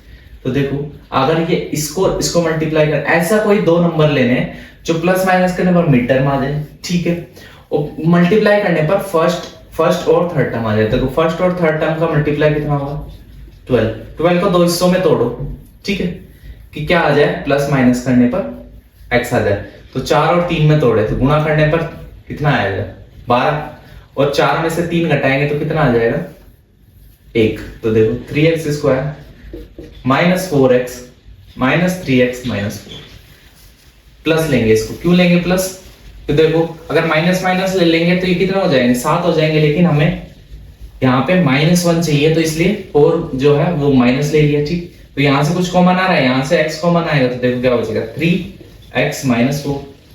यहाँ से कुछ कॉमन आ रहा है, यहाँ से 1 कॉमन आएगा तो क्या बचेगा 3x माइनस 4। तो देखो एक बार तो x प्लस 1 को 0 के इक्वल इक्वेट कर देंगे और 3x माइनस 4 को 0 के इक्वल इक्वेट कर देंगे। तो x इज इक्वल टू -1 और यहां से x इज इक्वल टू 4/3 यहां पे शिफ्ट किया और ये डिवाइड में चला गया। तो देखो ये इसके क्या आ गए, जीरोस आ गए। क्लियर हो गया होगा यहां तक। अब देखो सबसे पहले निकालते हैं अपन सम ऑफ जीरोस, तो -1 प्लस 4/3, ठीक है क्लियर। अब देखो ये एलसीएम लेंगे तो -3 प्लस 4/3 कितना आ जाएगा, 1/3। और बाय अगर कोफिशिएंट उनसे निकाले तो -b/, या फिर coefficient of x upon coefficient of x square, minus minus plus 1/3। ये चीज समझ में आ गई। प्रोडक्ट निकाले तो प्रोडक्ट निकालेंगे -1 into 4/3 is equal to -4/3। Clear हो गया यहाँ पर। और c/a फॉर्मूला होता है कांस्टेंट टर्म अपॉन में कोफिशिएंट ऑफ x स्क्वायर, तो क्या हो जाएगा -4/3। क्लियर हो गया होगा यहाँ तक। ये क्वेश्चन भी आपको समझ में आ गया। इसी पैटर्न पे बेस्ड क्वेश्चन आया तो आपको कैसे टैकल करना है, कैसे उनको हैंडल करके सॉल्व करना है, ठीक है। अगर इसी में कोई क्वेश्चन आ जाए कि फाइंड अ क्वाड्रेटिक, अभी तो हमें पॉलिनोमियल दे रखा था, इक्वेशन दे रखी थी, अब हमें जस्ट इसका रिवर्स दे दे कि find a quadratic polynomial each with the given numbers as the sum and product of its zero respectively। अब अगर हमें सम एंड प्रोडक्ट ऑफ जीरोस दे रखे हो किसी पॉलिनोमियल के और हमें वो क्वाड्रेटिक पॉलिनोमियल को क्या करना है, फाइंड आउट करना है, तो हम कैसे फाइंड आउट करेंगे, ये चीज हमें पता होनी चाहिए, ये चीज हमें करनी है, ठीक है। लेट अ क्वाड्रेटिक पॉलिनोमियल, ठीक है, B x square plus B x plus C, ठीक है। इसके दो तरीके, मैं आपको इजी वाला ही बताता हूं, ठीक है। क्या करना है हमें, let sum of zeros be alpha plus beta is equal to 1/4 हमें गिवन है, and product of zero alpha beta is equal to -1। Clear. तो जर्नल फॉर्म हो जाती है, क्या हो जाती है जर्नल फॉर्म, जर्नल फॉर्म हो जाती है अपनी x square minus alpha plus beta plus alpha beta is equal to 0। Clear. अब देखो ये जहां पे अल्फा प्लस बीटा है वो ये वाली वैल्यू पुट कर दो, अल्फा बीटा ये वाली वैल्यू पुट कर दो। क्लियर। तो x square minus alpha plus beta 1/4 plus -1 is equal to 0। तो देखो इसको ऐसे लिख सकते हैं, x square minus 1/4 -1 is equal to 0। पूरी इक्वेशन को अगर हम 4 से मल्टीप्लाई कर दे, मल्टीप्लाइंग बाय 4 पूरी इक्वेशन को, तो देखो 4x स्क्वायर माइनस यहां पे देखो x होगा, ये यहां पे x आएगा इसमें। Clear. Minus x minus 4 is equal to 0। देखो यहां पे 4 से करेंगे, 4 से 4 कट, इसलिए ये बच गया। क्लियर हो गया होगा ये वाला, ठीक है। यहां तक समझ में आ गया होगा। अगर इसी में ही ऐसे ही पैटर्न पे अपन को product and sum of zeros दे रखे हो, मानो दे रखा है 0,√5, ठीक है, ऐसा दे रखा है, तो देखो सम ऑफ जीरोस मतलब अल्फा प्लस बीटा हो गया 0 एंड प्रोडक्ट ऑफ जीरोस मतलब अल्फा बीटा क्या हो गया √5, ठीक है। अब हम जानते हैं if alpha beta are the zeros of the quadratic polynomial then we can return, कैसे राइट कर सकते हैं, अगर अल्फा बीटा उसके जीरोस है तो हम लिख सकते हैं x square minus alpha plus beta x plus alpha beta is equal to 0। तो x square minus alpha plus beta 0 into x plus alpha beta √5 is equal to 0। तो x square plus √5 is equal to 0। तो ये क्या आ गई, ये भी एक quadratic polynomial आ गया। तो यहां तक भी समझ में आ गया। अब लास्ट इसी पे एक और क्वेश्चन कराता हूं, इसी तरीके से ही होंगे ये सारे क्वेश्चन, तो मैक्सिमम क्वेश्चन तो आपको समझ में आ गए होंगे। अब एक लास्ट क्वेश्चन और करवा देता हूं, इस पे और क्लैरिटी आ जाएगी। क्वेश्चन है 4n1। क्या क्वेश्चन है कि हमें गिवन है, क्वेश्चन आएगा डायरेक्ट कि find out the quadratic polynomial which has sum of zeros है, sum of zeros is 4 and product of zeros is 1, ठीक है, एंड प्रोडक्ट ऑफ जीरोस में अल्फा बीटा कितना है 1, ठीक है। अब इसमें थोड़ी लैंग्वेज लिख दो, क्या लिखोगे, क्या लैंग्वेज लिखोगे आप, if alpha beta are the zeros of quadratic polynomial, ठीक है। Then quadratic polynomial can be written as, तो देखो कैसे लिख सकते हैं, x square minus alpha plus beta x plus alpha beta is equal to 0। तो x square minus alpha plus beta 4x plus alpha beta 1 is equal to 0। तो ये आ गया क्वाड्रेटिक पॉलिनोमियल, ठीक है। तो x square minus 4x plus 1 is the quadratic polynomial. तो देखो chapter second के भी जो इंपॉर्टेंट टॉपिक और जो कंसेप्ट था वो मैंने आपको प्रॉपर्ली समझा दिया है, और जो ऐसे क्वेश्चन आएंगे पेपर में हूबहू ऐसे क्वेश्चंस मैंने आपसे ट्राई करवा दिए। अब अपन चलते हैं चैप्टर नंबर 3 पे, ठीक है। किस पे चलते हैं, चैप्टर 3 पे। तीसरा जो चैप्टर है उस पे चलते हैं, pair of linear equation in two variable. तो देखो चैप्टर 3 है pair of linear equation in two variable. तो देखो लीनियर इक्वेशन का मतलब तो सबसे पहले समझ में आ जाना चाहिए जिसकी हाईएस्ट पावर क्या हो, 1 हो, ठीक है। मतलब जो भी वेरिएबल दे रखा है उसकी हाईएस्ट पावर 1 हो। टू वेरिएबल का मतलब इसमें इक्वेशंस में 2 वेरिएबल काम में आएंगे, एक्स वाई ले लो, कोई से वेरिएबल ले लो, लेकिन 2 यूज में आएंगे। क्लियर हो गया होगा यहाँ तक, ठीक है। तो देखो अगर हम कोई भी इक्वेशन से किसी को रिप्रेजेंट करें, ठीक है, 2 वेरिएबल की कोई इक्वेशन लेके कोई लाइन को रिप्रेजेंट करें, तो देखो कैसे, a1x plus b1y plus c1 is equal to 0, ठीक है। ऐसे ही a2x plus b2y plus c2 is equal to 0। मानो ये 2 कोई इक्वेशन ले ली हमने, क्लियर हुआ यहाँ तक। अब इससे हम कंपेयर करके रेशियोज को a1 a2 b1 b2 और c1 c2 के कैसे इंटरप्रिटेशन निकालेंगे, इसका ग्राफिकल रिप्रेजेंटेशन कि कैसे इसके सॉल्यूशन होंगे, लाइन पैरेलल होगी कि क्या होगी, ये सब हम आइडेंटिफाई करेंगे। देखो सीरियल नंबर 1, अब आपको समझते हुए चलना है, ऐसे नहीं पूछेगा डायरेक्ट 1 नंबर में पूछ भी सकता है वैसे तो, कि अगर पैरेलल होगा तो क्या रेशियोज होंगे, ठीक है। अगर यूनिक होगा तो क्या रेशियो होंगे, या रेशियो होंगे तो इक्वल होंगे, कौन सा इक्वल होगा नहीं होगा, ये सब चीजें क्लियर होनी चाहिए। तो देखो a1 अपॉन a2, ठीक है, अगर not equal to b1 upon b2 तो लाइन कैसी होगी, इंटरसेक्टिंग लाइन, ओनली 1 सॉल्यूशन,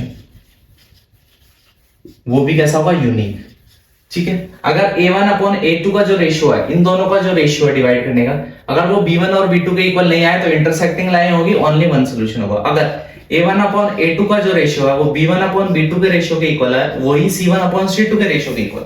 अगर तीनों का रेशियो सेम आए, ठीक है, तो कोइंसिडेंट लाइंस, ठीक है। कोइंसिडेंट को लाइंस का मतलब क्या है, उनके सॉल्यूशन कैसे होंगे, इनफाइनाइट सॉल्यूशन।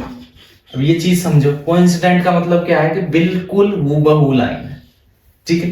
तो जैसी ये लाइन है वैसी ही हूबहू लाइन है, इसलिए इनके इनफाइनाइट नंबर ऑफ सॉल्यूशन होंगे। तीसरी कंडीशन, अगर a1 upon a2 b1 upon b2 के तो इक्वल है लेकिन c1 अपॉन c2 के इक्वल नहीं है, तो कैसी है, पैरेलल लाइंस है, ठीक है। पैरेलल लाइंस है, पैरेलल लाइंस है तो कभी मीट नहीं करेगी तो नो सॉल्यूशन। 2 पैरेलल लाइन है, कभी एक दूसरे से इंटरसेक्ट नहीं करेगी तो इनमें सॉल्यूशन कैसे हो जाएंगे, नो सॉल्यूशन, कोई भी सॉल्यूशन एग्जिस्ट नहीं करेगा। क्लियर हो गया होगा यहां तक तो आपको, ठीक है। तो अब देखो, अब इससे रिलेटेड जो क्वेश्चंस आते हैं वो क्वेश्चंस करते हैं। इसमें देखो फ्रेमिंग करना भी आता है, लेकिन सबसे पहले हम देखते हैं क्वेश्चंस आते हैं, वो क्वेश्चन समझते हैं। ये चीजें आपको क्लियर होगी कब कैसे। अब ये देखो इनका यूज देखते हैं, कैसे रेशियोज निकालोगे, कैसे इनका यूज है। देखो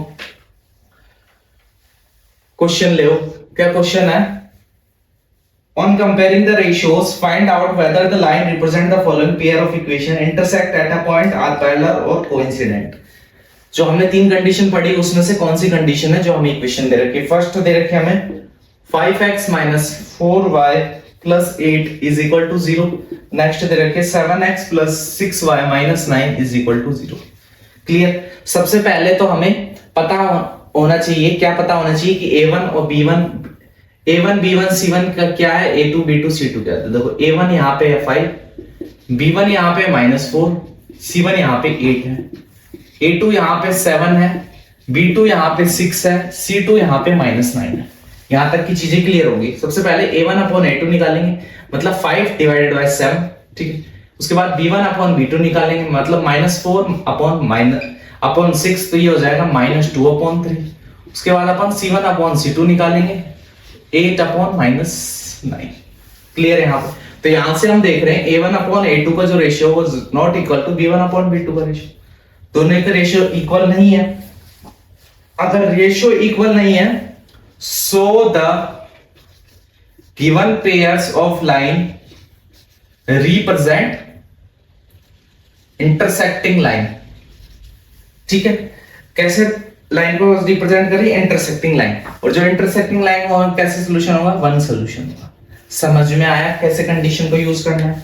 इसी से रिलेटेड एक क्वेश्चन और कराता हूं आपको, और क्लैरिटी होगी। ठीक है, देखो ये समझ में आ गया होगा कैसे रेशियोज का यूज होता है, कैसे हम कंक्लूड करते हैं। तो देखो एक और क्वेश्चन है, एक और पेयर दे रखे हैं 6x - 3y + 10 is equal to 0 and 2x - y + 9 is equal to 0। तो देखो यहाँ पे a1 तो हो गया 6, b1 हो गया -3, c1 हो गया 10। सिमिलरली a2 हो गया 2, b2 हो गया -1 एंड c2 हो गया 9। क्लियर? उसके बाद देखो a1/a2 का रेशियो निकालना है, मतलब 6/2, तो कितना आ गया 3। उसके बाद b1/b2 का रेशियो निकालना है, तो -3/-1, माइनस से माइनस कट कितना आ गया 3। c1/c2 का रेशियो निकालना है 10/9। तो इससे क्या पता चलता है? क्या पता चलता है कि a1/a2 का जो रेशियो है वो b1/b2 के रेशियो के तो इक्वल है, लेकिन नॉट इक्वल टू c1/c2 का रेशियो। अगर ये कंडीशन आ जाए, तो मैंने सबसे पहले बताया था अगर ये कंडीशन है तो लाइन कहती है कैसी ये लाइन है? पैरेलल लाइन है, और पैरेलल लाइन है विदाउट नो सॉल्यूशन। तो हमसे ये पूछा था कैसी लाइन है? पैरेलल लाइन से। क्लियर हो गया होगा यहां तक क्वेश्चन? ठीक है, यहां तक क्वेश्चन क्लियर हो गया हमें। अब इसी पे ही, इन्हीं रेशियो पे एक और चीजें अपन से पूछ लेता, क्या? कंसिस्टेंट और इनकंसिस्टेंट। जो हमें पेयर ऑफ इक्वेशन दे रखे हैं वो कैसी क्वेश्चन ऐसे पूछ लेता है, on computing the ratio find out whether the following pair of linear equation are consistent और इनकंसिस्टेंट। अब कंसिस्टेंट और इनकंसिस्टेंट कैसे देखते हैं? मानो पेयर ऑफ लीनियर इक्वेशन दे रखे हैं -3y = 7। अब हमें फाइंड करना है कंसिस्टेंट है इनकंसिस्टेंट है। सबसे पहले तो देखो उसी जनरल फॉर्म में रखने के लिए 5 को इधर ले आते हैं, इक्वल टू 0 कर देते हैं। इसको भी ऐसा ही बना देते हैं। यहां तक समझ में आ गया होगा? तो यहां से देखो a1 हो गया 3, b1 हो गया यहां से 2 और c1 हो गया -5, a2 हो गया यहां से 2, b2 हो गया यहां से -3 एंड c2 हो गया यहां से -7। क्लियर हो गया? यहां से सबसे पहले निकालते हैं a1/a2 का रेशियो, मतलब 3/2 का रेशियो। यहां से b1/b2 का रेशियो, मतलब 2/-3 -2/3, और यहां से c1/c2 का रेशियो, -5/-7, तो ये 5/7। तो हम देख रहे हैं कि a1/a2 ratio is not equal to b1/b2 ratio. अगर ये रेशियो इक्वल नहीं है तो इसका विच मींस, इसका मतलब क्या है कि लाइन है जो है वो इंटरसेक्टिंग लाइंस है। ठीक है, इंटरसेक्टिंग लाइन है, देयरफॉर यूनिक सॉल्यूशन, वो भी कैसा? ओनली वन सॉल्यूशन, और वो भी यूनिक। ठीक है, तो अगर किसी भी लाइन को इक्वेशन दे रखे उनके सॉल्यूशन एग्जिस्ट करते हैं, भले यूनिक हो इनफाइनाइट हो, लेकिन सॉल्यूशन तो वो कैसी हो जाएगी? Consistent line. ठीक है, वो कैसी इक्वेशन है? कंसिस्टेंट। क्लियर हो गया यहां तक? और अगर एग्जिस्ट नहीं करे तो कैसी हो जाएगी? इनकंसिस्टेंट। अब देखो एक और क्वेश्चन करवाता हूं और क्लियरिटी आएगी।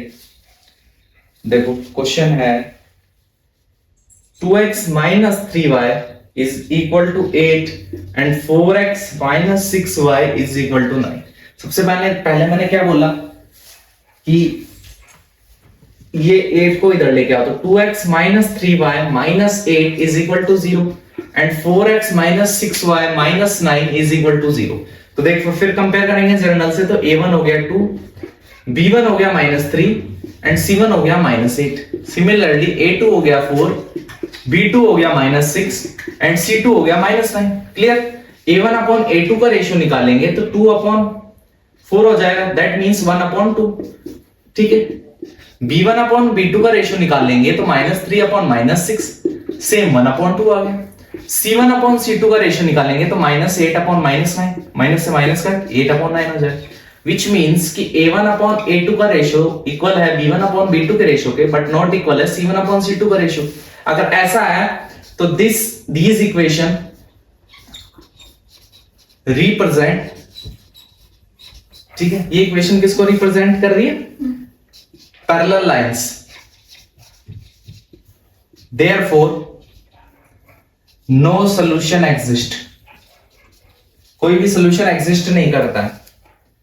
सो इनकंसिस्टेंट, तो कैसे आए ये इक्वेशन जो दे रखी है हमें, कैसी है? इनकंसिस्टेंट पेयर ऑफ इक्वेशंस है, ठीक है। यहां तक समझ में आ गया होगा आपको, कोई भी दिक्कत नहीं होगी, ठीक है, क्लियर। तो अब देखो नेक्स्ट इसी में चलते हैं हम। अगर हमें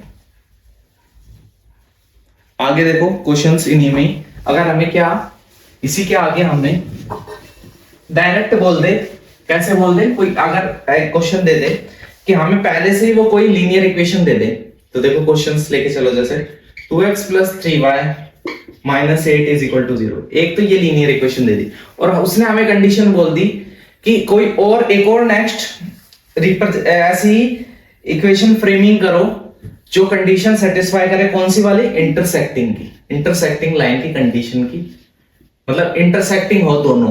तो ऐसी ही कोई एक और इक्वेशन अपनी मर्जी से फ्रेमिंग करो, लेकिन जो लाइन बने मतलब जो दोनों इक्वेशन हो उनसे जो बने वो कैसी हो? इंटरसेक्टिंग, ठीक है। तो इंटरसेक्टिंग की सबसे पहले कंडीशन पता होनी चाहिए कि a1/a2 का जो रेशियो वो नॉट इक्वल टू b1/b2 के रेशियो के होना चाहिए। क्लियर हो गया यहां तक, ठीक है। तो देखो उसके बाद हम फ्रेमिंग करेंगे। मान लो हमने माना कि वो है, कुछ भी ले सकते हो, बस ये है कि जो दो रेशियो आएंगे ना, देखो यहाँ पे a1 है वो 2 है, b1 है वो यहाँ पे 3 है, और c1 है -8। तो जो रेशियोज है, मतलब अगर आपने b1 जो है वो 4 ले लिया, तो कभी भी a1 अगर आपने 4 ले लिया तो b1 जो है वो 6 नहीं लोगे, क्योंकि 2/4 कितना हो जाएगा? 1/2, और 3/6 क्या हो जाएगा? 1/2। रेशियो सेम आ गया तो इंटरसेक्टिंग नहीं होगी। ये कर सकते हो आप, a1 को 4 ले लो, a2 को 4 ले लो, ठीक है, b2 को आप 9 ले लो, ठीक है। इससे क्या होगा कि 2/4 तो रेशियो तो हो जाएगा 1/2, लेकिन अगर आप b1/b2 करोगे तो मतलब 3/9 करोगे तो 1/3 आ जाएगा। रेशियो सेम नहीं है तो इंटरसेक्टिंग लाइन आ जाएगी। Clear condition. अगर इसी में ही दे दे नेक्स्ट कि पैरेलल है, अब पैरेलल का मतलब क्या है कि a1/a2 का रेशियो इक्वल होगा b1/b2 के रेशियो के, ठीक है, क्लियर, और नॉट इक्वल टू होगा c1/c2 के रेशियो के। क्लियर है यहां तक? तो ऐसे ही रेशियो कंपेयर करके कोई भी इक्वेशन ड्रॉ कर सकते हो आप इजीली। और ऐसे ही अगर कोइंसिडेंट के लिए बोले तो मतलब a1/a2 का रेशियो b1/b2 के रेशियो के इक्वल होगा, और इक्वल होगा c1/c2। तीनों अगर इक्वल आ जाएंगे तो कोइंसिडेंट हो जाएगी। क्वेश्चंस भी समझ में आ गए होंगे कैसे रेशियोज फाइंड करते हैं, फिर कैसे हम देखते हैं कि पैरेलल लाइन है, इंटरसेक्टिंग है, ठीक है, कैसे सॉल्यूशंस होते हैं, या फिर कोइंसिडेंट लाइन है, ठीक है। ये सारी चीजें समझ में आ गई, रेशियो से कंपेयर करके निकलता है। नेक्स्ट इसी में जो आता है कि method of solving of pair of linear equations, ठीक है, अलजेब्रिक मेथड। उसमें सबसे पहले देखते हैं सब्स्टिट्यूशन मेथड। अगर क्वेश्चन में लिखा हुआ मेथड आ जाए तो फिर उसी से सॉल्व करना, अगर नहीं आए तो जो आपको इजी लगे उससे कर लेना। मैं आपको दोनों बता देता हूं, ठीक है। सब्स्टिट्यूशन मेथड में क्या होता है कि कोई दो वेरिएबल होंगे, उनमें से किसी की भी एक की वैल्यू फाइंड आउट करके एक इक्वेशन लेके दूसरी में उसको सब्स्टिट्यूट करना है, ठीक है। जैसे क्वेश्चन देखते हैं, अगर आपको समझाता हूं पहले कि एक इक्वेशन दे रखी है x + y = 14, नेक्स्ट दे रखी है x - y = 4। अगर सब्स्टिट्यूशन मेथड अगर अप्लाई करना है तो देखो ये फर्स्ट इक्वेशन ले लो, ये सेकंड इक्वेशन ले लो, लिखोगे फ्रॉम इक्वेशन सेकंड से हम क्या कह सकते हैं कि x - y = 4 है, तो यहां से x की वैल्यू निकाले तो 4 + y हो जाएगी, इक्वेशन थर्ड। क्लियर है? यहां से क्या किया, ये वाली इक्वेशन ली, y को राइट हैंड साइड में भेज दिया तो x की वैल्यू निकल गई in terms of y। Clear हो गई यहां पे। उसके बाद क्या लिखेंगे, नेक्स्ट लिखेंगे substituting value of x from equation third to equation first. तीसरी इक्वेशन में फर्स्ट में x की वैल्यू को पुट कर देंगे, ठीक है। तो x की जगह 4 + y लिख दो, प्लस y = 14, ठीक है। तो 4 + 2y = 14। देखो y + y 2y, तो 2y = 14 - 4, 2y = 10, तो y = 5। 5 आ गई y की वैल्यू, ठीक है। अब ये y की वैल्यू को क्या करेंगे, substituting value of y in equation third equation substitute करेंगे तो x is equal to y plus 5, 4 plus 5 क्यों 4 था और y अभी का फाइंड हो गया 5, तो x की वैल्यू कितनी आ गई 9। तो देखो x की वैल्यू भी आ गई, y की वैल्यू भी, सब्स्टिट्यूशन मेथड समझ में आ गया, ठीक है। देखो ये तो था सब्स्टिट्यूशन मेथड। अगर सेम क्वेश्चन को इसी क्वेश्चन में मेथड बता रहा हूं मैं एलिमिनेशन मेथड, ठीक है। सेकंड मेथड इसी में बता रहा हूं एलिमिनेशन मेथड। देखो एलिमिनेशन मेथड क्या कहता है कि किसी भी एक जो वेरिएबल है उसको एलिमिनेट कर दो इक्वेशन में से और फिर सॉल्व कर दो, ठीक है। अब किसी क्वेश्चन में एलिमिनेशन मेथड लगाना हो तो देखो कैसे लगाएंगे, subtracting equation second from first, ठीक है। इक्वेशन को सबट्रैक्ट कर देंगे या फिर देखो डायरेक्ट कर सकते हैं, कैसे, अगर दोनों इक्वेशन को ऐड कर देंगे, adding equation first and second. देखो इसमें क्या होता है, इस वाले एलिमिनेशन मेथड में किसी एक को सेलेक्ट करो, या तो x का जो x वेरिएबल है उसको एलिमिनेट करूंगा या y को। यहाँ पे तो देखो दोनों के जो आगे जो दोनों की है नंबरिंग वो 1 1 है, देखो, ठीक है। तो इसलिए ऐड करते ही y से y कैंसिल हो जाएगा, इसलिए ऐड कर दिया, ठीक है। अगर सेम नहीं हो x और y की तो सेम बनानी पड़ती है मल्टीप्लाई करके, क्लियर हुआ। तो देखो इसको करेंगे तो देखो x plus y is equal to 14 और x minus y is equal to 4, दोनों को ऐड करेंगे तो देखो ये कट हो गया, ये 2x इज इक्वल टू 18, तो x की वैल्यू कितनी आ गई 9, ठीक है। x की वैल्यू 9 आ गई। अब ये x की वैल्यू 9 को कोई सी भी इक्वेशन में सब्स्टिट्यूट कर दो, यहां पे पुट कर दो, put value of y in equation second में पुट करेंगे तो -9 इज इक्वल टू 4, तो y x is equal to 4 plus 9, तो x इज इक्वल टू 13 ना, सॉरी ये y की वैल्यू x की तो फाइंड आउट कर ही लिया अपन ने, ठीक है। तो देखो तो y की वैल्यू फाइंड आउट करनी, तो देखो x की जगह सब्स्टिट्यूट करेंगे तो y इज इक्वल टू 4, तो minus y is equal to 4 minus 9, तो minus y is equal to -5, minus से minus cancel, y is equal to 5, देखो y की वैल्यू 5, x की वैल्यू 9। तो देखो दोनों मेथड से सेम वैल्यू आएगी, बस मेथड डिफरेंट है, ठीक है। एलिमिनेशन मेथड है, बहुत ही इजी क्वेश्चन हो गया था एलिमिनेशन का। एलिमिनेशन का एक और थोड़ा सा ठीक ठाक क्वेश्चन कराता हूं, देखो एलिमिनेशन मेथड का, देखो एलिमिनेशन मेथड का क्वेश्चन देखो, एक अच्छा क्वेश्चन है, इंपॉर्टेंट है, वर्ड प्रॉब्लम की टाइप में, उसको एलिमिनेशन से सॉल्व कराता हूं। देखो क्वेश्चन क्या है, the ratio of income of 2 person is 9:4। देखो 2 पर्सन है, मानो ए और बी, उनके इनकम का रेशियो 7:4, ठीक है। And ratio of their expenditure is 4:3। जो उनके एक्सपेंडिचर का रेशियो वो ये है, इनकम का रेशियो ये है, ठीक है। इनकम ये है, एक्सपेंडिचर ये है, क्लियर हो गया यहाँ पे।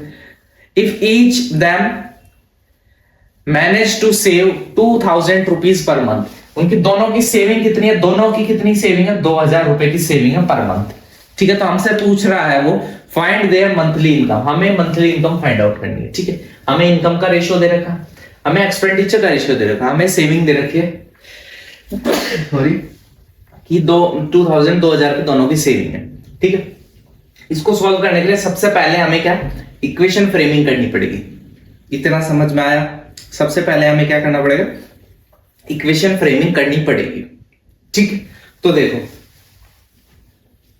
लेट इनकम बी एक्स, हमने क्या लेट कर लिया, let income of a person, कोई भी इनकम है इन दोनों पर्सन की, denoted by ₹x and expenditure be denoted by ₹y। आया समझ में। देखो ये कोई ना कोई रेशियो में कन्वर्ट हुए, तो रेशियो में कन्वर्ट कैसे हुआ होगा कि यहाँ पे कोई कॉमन चीज होगी, इन दोनों में होंगे या असल में रुपीज में, लेकिन कुछ कॉमन होगा। मान लो x कॉमन था, वो x से x कैंसिल हो गया, इसलिए 7। मैंने x लेट किया, हो सकता है 1000 हो तो 9000 और 7000 इनकी सैलरी। आया समझ में। वैसे ही कुछ ना कुछ एक्सपेंडिचर में भी कॉमन होगा, मान लो वो y है जिससे कॉमन था, तो इसलिए रेशियो बनाने में कट हो गया। अब मान लो y की वैल्यू क्या हो, y की वैल्यू 100 हो, तो 400 और 300 हो जाएगी। समझ में आया क्या चीज बताना चाह रहा हूं। तो इनसे कि लेट इनकम बी इंडिविजुअल, जो इनकम है let denote the income of individual be rupees x. ठीक है, इंडिविजुअल जो पर्सन है इनकम है उनकी, उसको किससे, एक्स से दिखा रहे हैं। ठीक है, और एक्सपेंडिचर है उसको किससे दिखाएंगे, वाई से दिखाएंगे। क्लियर हुआ है यहां तक, समझ में आया यहां तक, कोई भी दिक्कत? तो देखो इनकम कितनी हो जाएगी उनकी 9x और क्या हो जाएगी 7x। क्लियर, एक्सपेंडिचर कितना हो जाएगा 4y और 3y। सेविंग कितनी होगी 2000 रुपए दोनों में, 2000 की सेविंग। क्लियर हुआ। अब इनकम में से एक्सपेंडिचर को माइनस कर देते हैं। ठीक है, तो क्या हो जाती है, सेविंग आ जाती है। देखो आप पैसे कमाते हैं, उसमें से आपके खर्चे माइनस कर दोगे तो सेविंग आ जाएगी। तो पैसे मानो उसने 9x रुपीज कमा, उसने खर्चा किया 4y का, तो उसकी सेविंग हो गई है। ऐसे ही दूसरे वाले ने 7x कमाए, 3y खर्च कर दिए, तो सेविंग होगी 2000 रुपए। ये यहां तक की चीजें कंडीशन समझ में आ गई। अब इसको एलिमिनेशन से सॉल्व करना है तो क्या तरीका है, या तो एक वेरिएबल को एलिमिनेट करना है, या तो दोनों के एक्स एक्स सेम कर लो या वाई वाई सेम कर लो। मैं दोनों के वाई सेम कर रहा हूं। अब इक्वेशन फ्रेमिंग समझ में आई होगी, कैसे इक्वेशन फ्रेम हुआ, फर्स्ट और second. Multiplying equation first by 3 and second by 4। ठीक है, तो देखो फर्स्ट को 3 से करेंगे तो 27x plus 12y is equal to 6000। ठीक है, ये थर्ड इक्वेशन हो गई। ऐसे ही सेकंड वाली को 4 से करना है तो 28x minus 12y is equal to 8000। Fourth equation आया समझ में, क्लियर हुआ। अब देखो, अब नेक्स्ट स्टेप लिखेंगे, क्या लिखेंगे, यहां का मैं रब कर रहा हूं,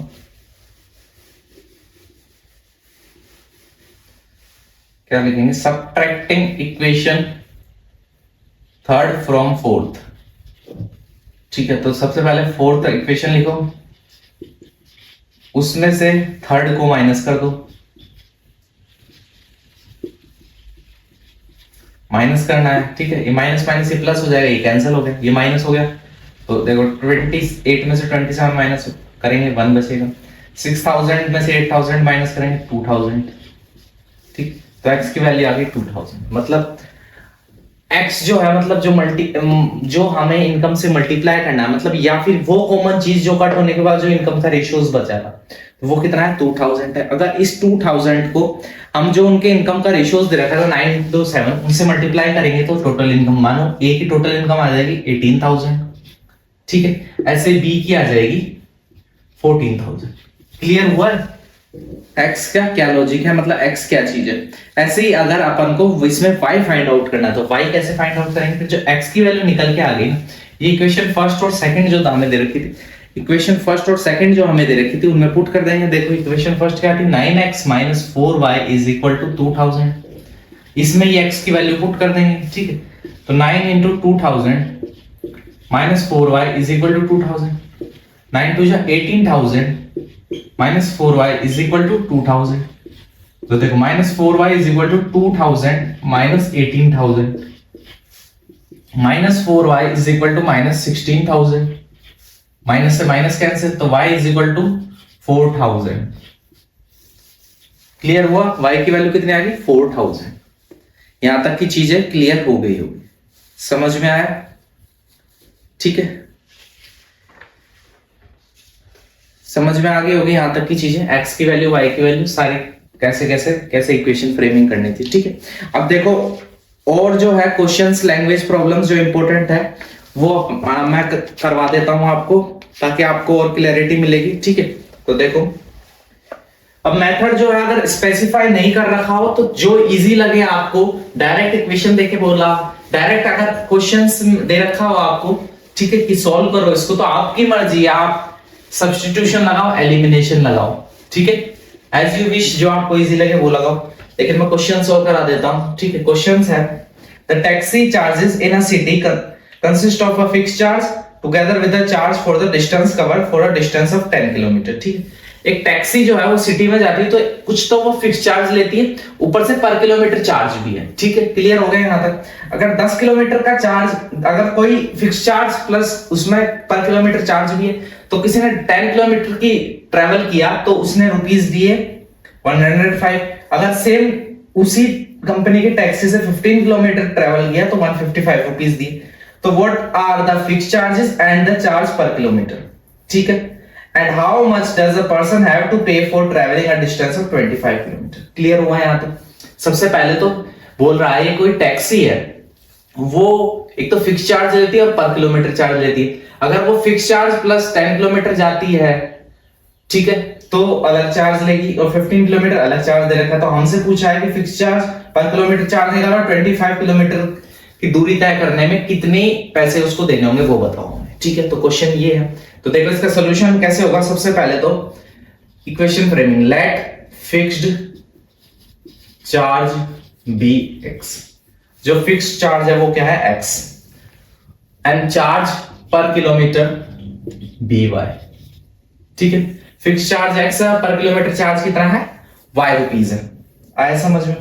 तो देखो यहां से इक्वेशन फ्रेमिंग कैसे होगी, fixed charge plus 10 kilometre into rupees per kilometre, charge rupees कितना, y इज इक्वल टू कितना रुपए दिया उसने, 105। तो इसको x plus 10y is equal to 105 लिख सकते हैं। ये इक्वेशन फर्स्ट हो गया, ठीक है। ऐसे सेकंड इक्वेशन कैसे फ्रेमिंग होगी, fix charge plus 50 kilometre travel किया तो चार्ज दिया उसने 155। यहां तक आपको क्लियर हो गया। अब आपकी मर्जी है कौन से मेथड लगाओ, सब्स्टिट्यूशन लगाओ, एलिमिनेशन। मैं इसमें एलिमिनेशन लगा रहा हूं। तो देखो subtracting equation second from first, ठीक है। सेकंड को फर्स्ट में से सबट्रैक्ट करते हैं। तो देखो x plus 10y is equal to 105, x plus 15y 155, minus minus ये कट हो गया, ठीक है। यहां से minus 5y is equal to 155 में से 105 को माइनस करेंगे कितना हो जाएगा 50, माइनस से minus cancel, y is equal to 10, ठीक। तो y तो आ गया 10, और y क्या माना था, पर किलोमीटर चार्ज कितना आ गया 10 रुपीज। अब ये y की वैल्यू पुट करेंगे, देखो इसमें पुट कर दो फर्स्ट में, putting value of y in first में पुट करेंगे। तो देखो x plus 10 into 10 is equal to 105। तो x इज इक्वल टू 105, 10 को 10 से मल्टीप्लाई करेंगे 100, तो x इज इक्वल टू 5। तो पर किलोमीटर जो फिक्स चार्ज था वो कितना आ गया 5 रुपीज, पर किलोमीटर चार्ज आ गया 10 रुपीज। 25 किलोमीटर का डिस्टेंस अगर हमको ट्रैवल करना तो कितना लगेंगे। तो देखो फिक्स्ड चार्ज प्लस पर किलोमीटर चार्ज, और वो भी 25 किलोमीटर तक, तो 5 प्लस 250 इज इक्वल टू 255। तो टोटल चार्ज उसको 25 किलोमीटर में देना होगा 255 रुपीज। ये क्वेश्चन समझ में आ गया। ऐसे ही एज बेस्ड क्वेश्चन भी आ सकता है, वो भी आपको बताता हूं। देखो वर्ड प्रॉब्लम में ही है, वो भी है 5 years hence the age of Jacob will be 3 times the age of his son. 5 years ago, ठीक है, Jacob's age was 7 times that of his son. What are their present ages? ठीक है। तो देखो ऐसे क्वेश्चन में सबसे पहले let age of Jacob be x and age of his son be y. अब ये एक्स और वाई क्या है, ईयर्स में है। ये आया समझ में, ये दोनों क्या है, ईयर्स में है, ठीक है। में ही दे रखा है हमें 5 years hence, मतलब आज से 5 साल के बाद, मतलब आज से 5 साल के बाद जैकोब की जो अभी एज है उससे 5 ज्यादा हो जाएंगे, ठीक है। अभी मान लो जैकोब की एज 30 साल है, तो 5 साल बाद 35 हो जाएगी। अगर उसके बेटे की एज y ईयर्स कुछ भी है, y मतलब 10 है, 15, 20 है, 25 है, तो 5 साल बाद 30 हो जाएगी, ठीक है। कितने भी है मान लो, मैं एक एग्जांपल लेके बता रहा हूँ। क्लियर, ये चीज समझ में आई। उसके बाद दे रखा है 5 years hence the age of Jacob will be 3 times that of his son. उसकी जो एज होगी उसके बेटे से 3 गुना ज्यादा होगी, मतलब 3 गुना होगी उससे, उसके बेटे की एज से 3 गुना होगी, ठीक। मतलब क्या है कि मान लो उसके बेटे की एज कितनी है 5 है, तो जैकोब की एज कितनी हो जाएगी 15 हो जाएगी। अगर इक्वल करना है तो इसको भी 3 से मल्टीप्लाई कर देंगे तो दोनों 15 हो जाएगा। तो वही चीज हमने यहाँ करी, इसको 3 से मल्टीप्लाई कर दिया तो ये दोनों इक्वल। क्लियर, इसको थोड़ा सॉल्व कर लेते हैं। तो x plus 5 is equal to 3y plus 15। तो x minus 3y is equal to 15 minus 5। तो x minus 3y is equal to 10। ये हो गई फर्स्ट इक्वेशन। क्लियर हो गया। इसी में सेकंड अपन को दे रखा है, क्या दे रखा है 5 years ago। अगो का मतलब 5 साल पहले, 5 साल पहले अभी की एज से 5 साल कम होगी दोनों की एज। अब 5 साल पहले क्या कंडीशन थी, Jacob age was 7 times that of his son. अब जैकोब की एज 7 टाइम्स थी उसके बेटे से, मतलब 7 इधर देना पड़ेगा। अब समझो ये कैसे, मान लो उसकी जैकब की एज कितनी थी, 7 मतलब उसके जैकब की एज मान लो कितनी थी, मानो जैकब की एज थी 49। ठीक है, एक एग्जांपल ले रहा हूं मैं, ठीक है। जैसे मानो जैकब की एज थी 7, ठीक है।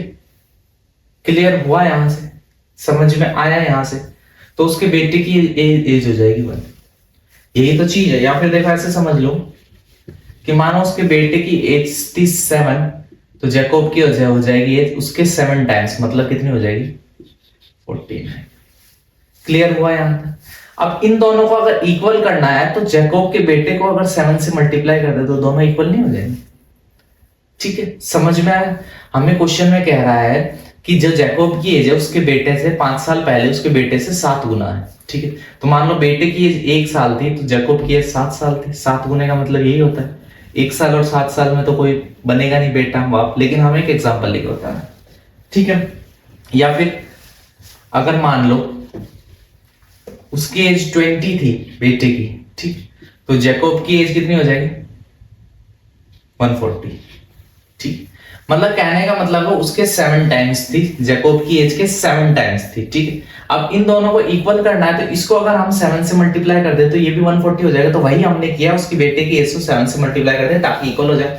तो x - 5 is equal to 7y - 35। ठीक है, तो x - 7y is equal to -35 + 5। ठीक है, तो x - 7y is equal to -30। Clear, ये इक्वेशन यहां पे समझ में आ गई होगी, ये होगी इक्वेशन सेकंड। ठीक है, समझ में आ गए। अब देखो आपकी मर्जी, एलिमिनेशन से सॉल्व करा कर लिख रखा हो क्वेश्चन में कि एलिमिनेशन सब्स्टिट्यूशन स्पेसिफाई कर रखा हो तो फिर 100% उसी से सॉल्व करना। लेकिन मैं डायरेक्ट अगर नहीं दे रखा है तो मैं किससे कर रहा हूं, एलिमिनेशन से कर रहा हूं। Subtracting equation second from first. ठीक है, सेकंड को फर्स्ट में से सबट्रैक्ट करेंगे, सबसे पहले फर्स्ट को लिख लेंगे, फिर सेकंड को लिख लेंगे, उसके बाद दोनों को सबट्रैक्ट कर देंगे, माइनस का साइन लगा देंगे, ये कैंसिल हो जाएगा, ये प्लस हो जाएगा। ठीक है, तो देखो +7 माइनस का 3 कितना हो जाएगा, प्लस का 4y इज इक्वल टू, ये देखो ये प्लस हो जाएगा। ठीक है, क्या हो गया 30 और माइनस प्लस, तो दोनों को ऐड करेंगे, ये हो जाएगा 40, तो y इज इक्वल टू 10।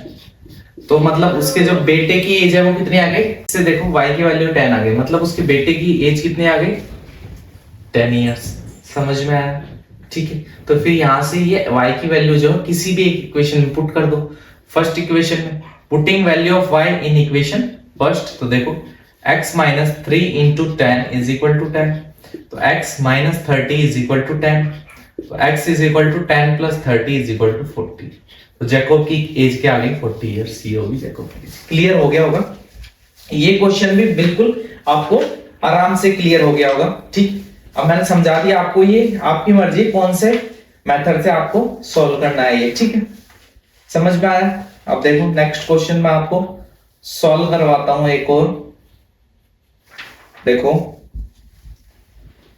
अब देखो नेक्स्ट क्वेश्चन, ये थोड़े इंपॉर्टेंट क्वेश्चन है और अगर ये आपको आ गए तो कोई सा भी क्वेश्चन आ जाए इजीली सॉल्व कर सकते हो आप। ठीक है, घबराना नहीं है, क्वेश्चन बस करते चलो और यही वीडियो से क्वेश्चन आ जाएंगे, देख लेना। तो देखो क्वेश्चन है, Meena went to a bank to withdraw ₹2000. She asked the cashier to give her ₹50 and ₹100 notes only. Meena got 25 notes in all. Find how many notes of ₹50 and 100 she received. आया समझ में? मतलब मीना जो है वो एक बैंक में गई कि 2000 रुपए उसे निकलवाने थे। ठीक है, तो उसने कैशियर से बोला कि मुझे या तो 50 रुपए के नोट दो या 100 रुपए के नोट दो। उसे टोटल 25 जो है वो नोट मिले। तो बताओ 50 रुपए और 25 रुपए के कितने नोट मिले। तो मान लो लेट, ठीक है, let number of 50 rupees note be x। ठीक है, 50 रुपी नोट के नंबर कितने हैं x है, and number of 100 rupees note be y। ये चीज क्लियर हुई। यहां से क्या क्लियर हुई कि 50 रुपीज और 100 रुपीज के नोट चाहिए उसको। पैसे कितने निकलवाने हैं 2000 रुपए। ठीक है, अब हमें दे रखा है कि जो 50 और 100 रुपीज के टोटल नोट कितने दिए मिले उसको 25 मिले। एक इक्वेशन तो ये बन जाएगी x प्लस वाई, ठीक है 25। क्यों? Number of 50 rupees note x माना हमें, number of 100 rupees note y माना, दोनों का एडिशन 25 आना चाहिए, क्वेश्चन में गिवन है, ठीक है। Meena got 25 notes in all, ठीक है। आप उसे टोटल कितने 2000 रुपए निकलवाने हैं, तो देखो 50 के x नोट प्लस 100 के y नोट निकलवा के उसे 2000 रुपए पूरे।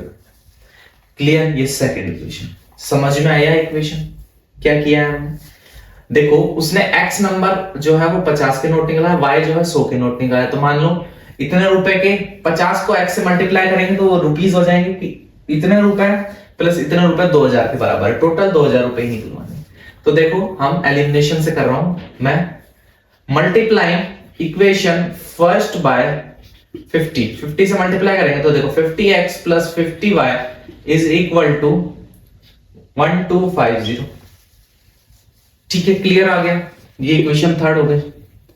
अब देखो subtracting equation third from second, अब थर्ड को सेकंड में से सब्ट्रैक्ट कर दो, 50x plus 100y is equal to 2000 और 50x plus 50y is equal to 1250, minus minus minus, ये x वाला से x कैंसिल, तो 50y इज इक्वल टू 750, 2000 में से 1250 माइनस करेंगे 1250 तो 750 बचेगा, तो y is equal to 750 upon 50, ठीक है। तो y की वैल्यू क्या आ जाएगी, देखो 5 1 जा 5, 5 5 से 25, y की वैल्यू आ गई 15, तो ₹100 नोट्स कितने आ गए 15। क्लियर हो गया? अब ये y की वैल्यू फर्स्ट इक्वेशन में पुट कर दें तो देखो x plus 15 is equal to 25, तो x is equal to 25 minus 15, तो x इज इक्वल टू 10। तो देखो उसके पास 100 रुपीज के नोट्स थे 50 रुपीज के नोट से 10, यही हमें फाइंड करना था, ये हमने इजीली फाइंड कर दिया। समझ में आया होगा क्वेश्चन कैसे, किस तरीके से, किस अप्रोच से एग्जाम में हमें क्वेश्चन को सॉल्व करना है, टेंशन में नहीं रहना है, इजीली क्वेश्चन सॉल्व होंगे, बस प्रैक्टिकल होके वर्ड प्रॉब्लम के क्वेश्चन को सोचना है, ठीक है, कि हम अगर बैंक में जाए तो कैसे क्या चीजें टैकल करेंगे। देखो ऐसे ही एक और वर्ड प्रॉब्लम लेते हैं, a lending library has a fixed charge for the first 3 days and an additional charge for each day then after. Sarita paid ₹27 for a book kept for 7 days while Susie paid ₹21 for the book she kept for 5 days. Find fixed charge and the charge for each extra day. ठीक है, एक book एक library है, उसमें पहले first 3 days के लिए एक फिक्स चार्ज लगता है, उसके बाद पर डे का चार्ज लगता है, ठीक है।